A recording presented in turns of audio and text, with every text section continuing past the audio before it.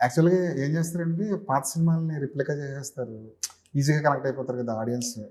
అది ఈ సినిమాకి వద్దనుకున్నాం. ఎందుకంటే అలా కనెక్ట్ అవ్వడం వల్ల ఈ సూర్య అనే క్యారెక్టర్ ఎవడనేది తెలీదు. అది ఉపేంద్ర గారు కాదు మన సినిమాలో ఉండేది. సూర్య అనే క్యారెక్టర్. ఆ సూర్య క్యారెక్టర్‌కి ఉన్న ట్రేట్స్ ఏంటంటే ప్రతి అభిమాని వాళ్ళ స్టార్‌ని చూసుకోవచ్చు దాంట్లో. ఓకే. మీ దృష్టిలో ఒక ఫ్యాన్‌కి, ఒక హీరోకి ఎలాంటి ఎమోషన్ ఉండాలంటారు? ఎలాంటి రిలేషన్ ఉండాలంటారు?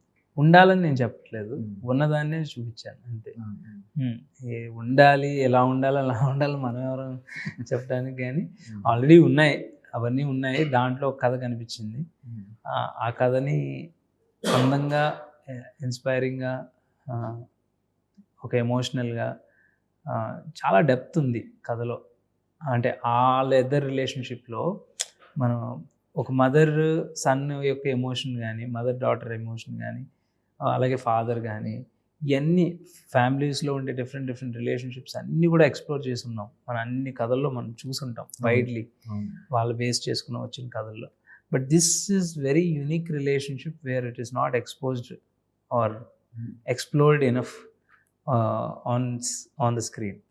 So where I thought that's one of the thing I thought this has a very unique story ఉంది దీంట్లో అనేది.